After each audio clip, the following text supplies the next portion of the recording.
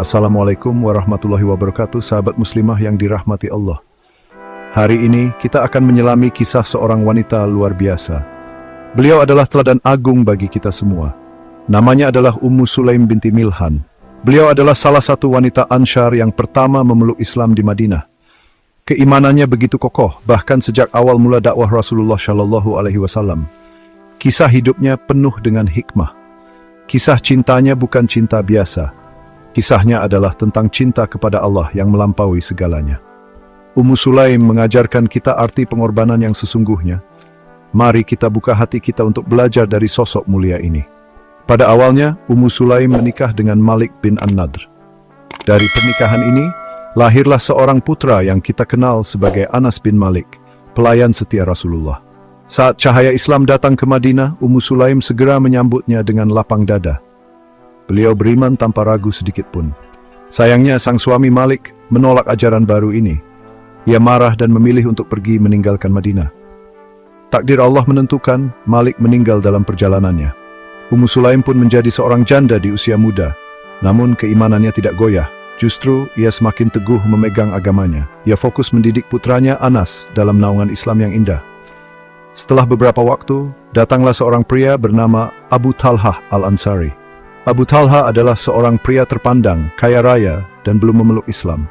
Ia datang untuk melamar Ummu Sulaim. Namun Ummu Sulaim memberikan jawaban yang mengejutkan. Beliau tidak meminta emas, perak, atau harta benda lainnya sebagai mahar. Beliau hanya meminta satu hal. Mahar yang beliau inginkan adalah keislaman Abu Talha. Beliau berkata, "Maharku adalah Islam." Sungguh sebuah permintaan yang menunjukkan betapa berharganya iman di mata beliau. Beliau lebih memilih iman sebagai mahar daripada seluruh kekayaan dunia. Subhanallah. Abu Talha tertegun mendengar permintaan itu. Ia berpikir keras. Hatinya tersentuh oleh keteguhan dan kemuliaan Ummu Sulaim. Akhirnya hidayah Allah pun menyapanya. Abu Talha mengucapkan 2 kalimat syahadat. Ia memeluk Islam dengan tulus. Dengan demikian mahar terindah dalam sejarah pun terwujud. Pernikahan mereka diberkahi oleh Allah. Mereka menjadi pasangan suami istri yang saling mendukung dalam ketaatan. Kisah ini mengajarkan kita, sahabat muslimah, bahwa landasan utama dalam sebuah rumah tangga adalah iman.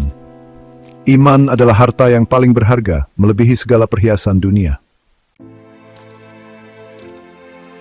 Setelah menikah dengan Abu Talha, Allah mengaruniai mereka seorang putra yang sangat mereka cintai. Anak itu menjadi penyejuk mata bagi keduanya. Namun, Allah ingin menguji keimanan hambanya. Suatu hari, ketika Abu Talha sedang bepergian, putra kesayangan mereka jatuh sakit dan kemudian meninggal dunia. Bayangkan, sahabat muslimah, betapa berat ujian ini. Hati seorang ibu mana yang tidak hancur kehilangan buah hatinya. Namun, Ummu Sulaim menunjukkan ketabahan yang luar biasa.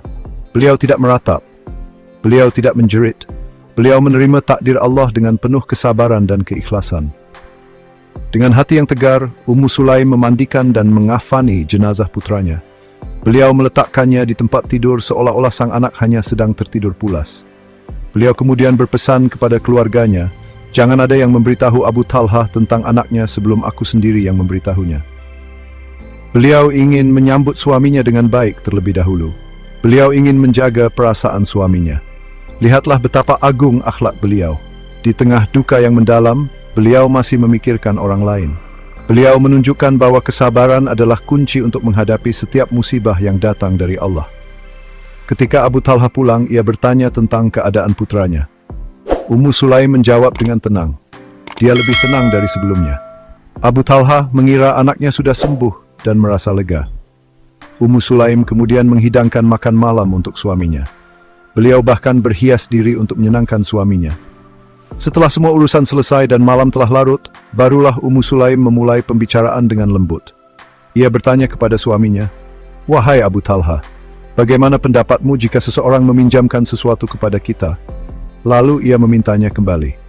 Apakah kita berhak menahannya?" Abu Talha menjawab, "Tentu tidak. Kita harus mengembalikannya." Dengan penuh hikmah, Ummu Sulaim pun berkata, "Kalau begitu, ikhlaskanlah putramu. Sesungguhnya Allah telah mengambil kembali titipannya." Abu Talha terkejut, namun ia memahami maksud istrinya. Ia melihat ketegaran dan keimanan yang luar biasa pada diri Ummu Sulaim. Keesokan harinya mereka menghadap Rasulullah dan menceritakan kejadian itu. Rasulullah pun mendoakan keberkahan bagi mereka berdua. doa Rasul disebutkan. Dari Maulana Tun Prikro Unevan disebutkan sungguh di bait setiap kesabaran jera dari Allah. Kehebatan Ummu Sulaim tidak hanya terlihat dari kesabarannya di rumah. Beliau juga adalah seorang wanita yang pemberani. Beliau tidak ragu untuk ikut serta dalam perjuangan di jalan Allah. Saat perang Uhud berkecamuk, Ummu Sulaim tampil di barisan belakang. Beliau tidak membawa pedang untuk bertempur secara langsung. Beliau membawa geriba, yaitu kantong air yang terbuat dari kulit. Dengan penuh semangat, beliau berlari ke sana kemari. Beliau memberikan minum kepada para prajurit Muslim yang kehausan. Beliau juga turut serta merawat mereka yang terluka di medan perang. Ini adalah jihad versi seorang wanita. Tindakan beliau menunjukkan bahwa setiap orang memiliki peran dalam perjuangan Islam. Tidak hanya laki-laki yang bisa berjihad, wanita pun bisa berkontribusi sesuai dengan kemampuannya. Ummu Sulaim membuktikan bahwa semangat jihad bisa diwujudkan dalam berbagai bentuk. Beliau tidak takut dengan disingan anak panah. Beliau tidak gentar melihat darah para syuhada. Imannya kepada Allah memberinya kekuatan dan keberanian yang tak terbatas. Beliau menjadi inspirasi bagi para wanita lain untuk tidak tinggal diam. Mereka ikut serta membantu perjuangan kaum muslimin dengan cara mereka sendiri. Bahkan dalam perang Hunain, keberanian Ummu Sulaim semakin terlihat. Saat itu, barisan kaum muslimin sempat tercerai-berai. Ummu Sulaim, yang sedang hamil tua, tetap berada di dekat Rasulullah. Beliau tidak melarikan diri. Di tangannya, beliau memegang sebilah belati. Abu Talha melihatnya dan bertanya, "Untuk apa belati itu, wahai Ummu Sulaim?" Dengan tegas ia menjawab, "Jika ada orang musyrik yang mendekatiku, akan kutikam perutnya dengan belati ini." Subhanallah, betapa besar keberaniannya untuk membela diri dan agamanya, bahkan dalam kondisi yang sangat genting. Keberanian Ummu Sulaim juga tercermin dalam kehidupan sehari-harinya. Beliau berani mengambil keputusan besar berdasarkan keyakinan agamanya. Seperti saat beliau menolak lamaran Abu Talhah yang masih musyrik. Beliau berani menjadikan Islam sebagai mahar, sesuatu yang tidak lazim pada masa itu. Beliau juga berani mendidik putranya, Anas bin Malik, untuk menjadi pelayan Rasulullah sejak kecil. Semua itu membutuhkan keberanian yang lahir dari iman yang kuat. Beliau mengajarkan kita bahwa wanita harus berani dalam membela kebenaran, baik dalam skala kecil di rumah tangga, maupun dalam skala besar di tengah masyarakat. Sahabat muslimah yang saya cintai karena Allah, dari sepenggal kisah hidup Ummu Sulaim, banyak sekali pelajaran berharga yang bisa kita petik. Pertama, beliau mengajarkan kita untuk menjadikan iman sebagai prioritas utama dalam hidup. Keimanan adalah pondasi dari segala amal. Dengan iman yang kuat, kita akan mampu melewati berbagai macam ujian. Lihatlah bagaimana beliau memilih iman sebagai mahar. Itu adalah bukti bahwa bagi beliau, ridha Allah lebih berharga dari segala isi dunia. Mari kita tanyakan pada diri kita, sudahkah kita menjadikan iman sebagai landasan dalam setiap keputusan yang kita ambil? Kedua, Ummu Sulaim adalah contoh terbaik dalam hal kesabaran dan keikhlasan. Ketika diuji dengan wafatnya sang putra, beliau tidak mengeluh. Beliau menerimanya sebagai ketetapan terbaik dari Allah. Beliau yakin bahwa setiap musibah yang dihadapi dengan sabar akan mendatangkan pahala dan keberkahan. Kesabaran beliau bukan berarti diam pasrah tanpa makna. Kesabarannya adalah kesabaran yang aktif, yang diiringi dengan tindakan penuh hikmah. Beliau tetap menunaikan kewajibannya sebagai istri dengan sempurna, bahkan di saat hatinya sedang berduka. Inilah tingkat kesabaran yang harus kita teladani dalam hidup. Ketiga, kita belajar tentang keberanian seorang wanita muslimah. Ummu Sulaim menunjukkan bahwa wanita bukanlah makhluk yang lemah. Wanita memiliki kekuatan dan peran penting dalam masyarakat dan perjuangan Islam. Beliau berani di medan perang, berani dalam mengambil sikap, dan berani dalam mendidik generasi penerus. Keberaniannya tidak membuatnya melupakan kodratnya sebagai seorang ibu dan istri. Justru, beliau mampu menyeimbangkan semua perannya dengan sangat baik. Semoga kita, para wanita muslimah masa kini, bisa meneladani semangat juang dan keberanian beliau dalam berbagai bidang kehidupan. Sebagai penutup, marilah kita bersama-sama berusaha meneladani sifat-sifat mulia Ummu Sulaim binti Milhan.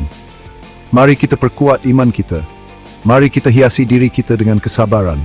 Mari kita tumbuhkan keberanian untuk membela yang hak. Kisah beliau bukanlah sekadar cerita pengantar tidur. Kisah beliau adalah panduan hidup, sebuah cermin bagi kita untuk menjadi pribadi yang lebih baik. Semoga Allah meridhai Ummu Sulaim dan mengumpulkan kita bersamanya di surga kelak. Amin ya Rabbal Alamin. Wassalamualaikum warahmatullahi wabarakatuh.